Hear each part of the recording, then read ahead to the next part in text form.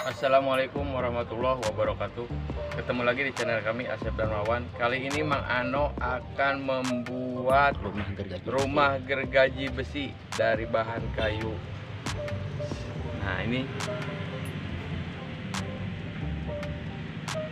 ya, ini buat putarannya ini ya. Ini buat pemegang depan, ini pegangan depan.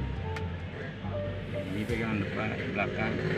Tambah plat sedikit ya, mana ya? Iya. Biar kuat. Iya. Jadi cara kerjanya bisa pegang dari belakang, dari sini, bisa dari tengah, bisa. Tuh. Untuk lebih jelasnya kita simak video berikut ini.